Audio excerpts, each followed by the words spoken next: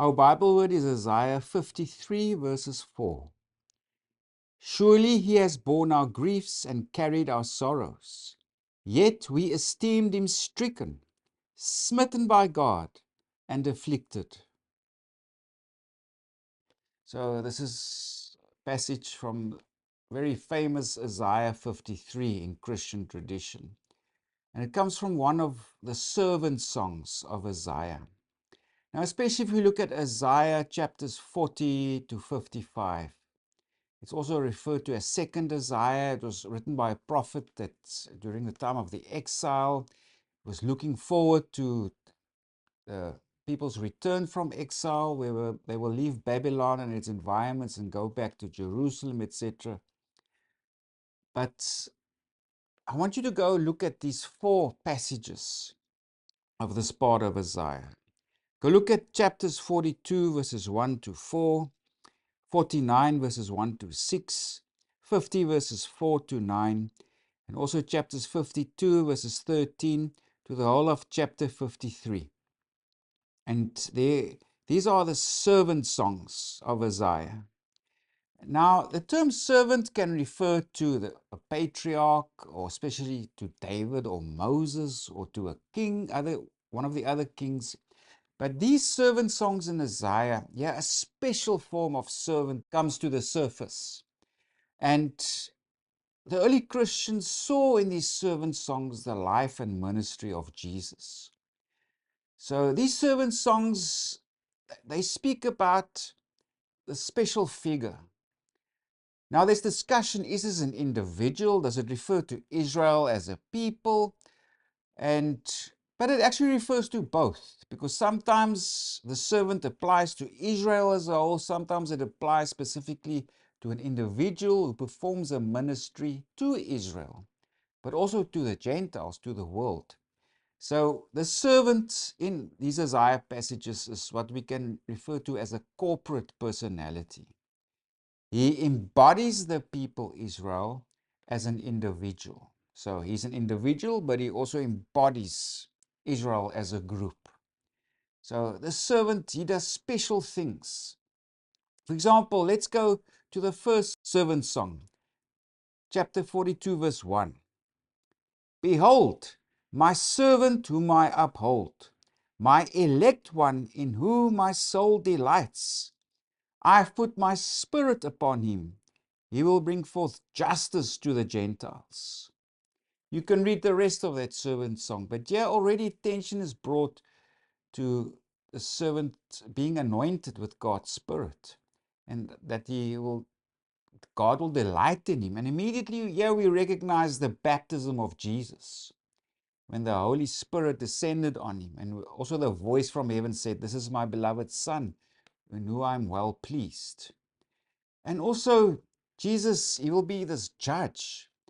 He's this messianic figure because he's anointed. And as we can see, the servant song, it looks like it is writing about Jesus. Let's go to another passage. Chapter 49, verse 6. Indeed, he says, it is too small a thing that you should be my servant, to raise up tribes of Jacob, and to restore the preserved ones of Israel. So there's a reference to this restoration of God's people, a return from exile that the Messiah will accomplish. But it also says, I will also give you as a light to the Gentiles, that you should be my salvation to the ends of the earth. So again, Jesus and the significance of Jesus was also recognized. But let's just focus now on these special servant passages in Isaiah, because he will restore God's people, and he will be this light to the Gentiles, whoever this figure may be, and he will be the source of salvation to the ends of the earth. And now let's go to the last servant song, which is chapter 53. But if we look at it in its overall context, if we look at chapters 49 to 54, there it speaks of this vindicated servant and the restored city. Because 2 themes are prominent here. It's the servant who is vindicated, but also the restoration of Zion. In this part of Isaiah, we find 3 of those servant songs. And specifically, if we look at the last servant song, that's chapter 52, verse 13 to the whole of chapter 53, it looks at the suffering and vindication of the servant. And another aspect of the servant figure comes through because he suffers, he dies on behalf of other people for their sins. And the author writes there that this servant figure was misunderstood. He didn't bring special attention to himself. He didn't look like something special. The people also thought when they looked at his suffering is that he was punished by God and rejected by God. But in fact, no. In these passages, it's also explained that people observing this came to a different understanding. This servant was not rejected or punished by God, but he was a vehicle for their salvation, whereby people's sins can be forgiven. Now let's first go to the beginning of this 4th servant song. That's where the servant is exalted. If you go there to chapter 52, verse 13, behold, my servant shall deal prudently. He shall be exalted and extolled and be very high, etc. Then later on it explains that this servant didn't look like much. And it's also this unbelief or this misunderstanding. If we go to just the beginning of chapter 53, who has believed our report? This refers to how people saw in the servant figure someone that's accursed and punished by God, but actually that's not true. The opposite was true. So that's what this, who has believed our report? If we tell you this servant figure was not punished or accursed by God, he had a special meaning and significance. Also, if we go to the second half of verse 2, he has no form or comeliness, and when we see him, there is no beauty that we should desire him. He is despised and rejected by men, a man of sorrows and acquainted with grief. And we hid, as it were, our faces from him. He was despised, and we did not esteem him. In other words, this servant figure was despised, he was not esteemed. People thought he was punished and rejected by God. But again, there's new understanding that has come about to see the significance of the servant figure. And that's when we come to our Bible word. Surely he has borne our griefs and carried our sorrows. Yet we esteemed him stricken, smitten by God, and afflicted. So that was the surface appearance. We deemed him that, but it's not true. Why is it not true?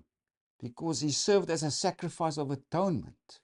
And several passages also explain this. We go to the next verse. But he was wounded for our transgressions. He was bruised for our iniquities. The chastisement for our peace was upon him, and by his stripes we are healed. All we like sheep have gone astray.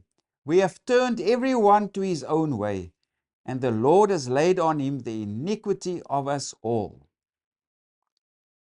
It also says in verse 7, he was oppressed and he was afflicted, but he opened not his mouth. That reminds of Jesus' trial before Pilate. And also verse 8 again brings focus to Jesus being the sacrifice of atonement. He was taken from prison and from judgment. And who will declare his generation? For he was cut off from the land of the living. That reminds us of Jesus' crucifixion. For the transgressions of my people he was stricken. Again, Jesus' death served as a sacrifice of atonement. And also, yes, other elements that brings us to the Gospels. It says in verse 9, and they made his grave with the wicked, but with the rich at his death, because he had done no violence, nor was any deceit in his mouth. Again, the situation, circumstances of Jesus' burial here. And also verses 10 to 12 again brings attention to Jesus being, or this servant figure, being the sacrifice of atonement. Yet it pleased the Lord to bruise him. He has put him to grief. when you make his soul an offering for sin. It also says in verse 11, by his knowledge my righteous servant shall justify many, for he shall bear their iniquities. Again in verse 12, because he poured out his soul unto death, and he was numbered with the transgressors. That again reminds us of those two thieves crucified with Jesus. And he bore the sin of many and made intercession for the transgressors. So we can understand here when the early Christians read these special servant songs in Isaiah, they recognized Jesus, especially the last servant song. That's Isaiah 52 verses 13 to the whole of chapter 12. That's the suffering and the vindication of the servant. It's explained here, everybody deemed him accursed, that he was not esteemed. He was misunderstood. People thought he was rejected by God, punished by God, but actually no, that's not true. He was God's servant because he willingly laid his life down so that people's sins could be forgiven. So on the surface level, it looks like he was rejected and despised. On the deeper level, no, he was God's vehicle for salvation. So go do yourself a favor. Go look at these servant songs that are found in the book of Isaiah, especially the last servant song, where the early church would have seen there or recognized the ministry of Jesus. He willingly gives his life as a sacrifice of atonement, whereby people's sins can be forgiven.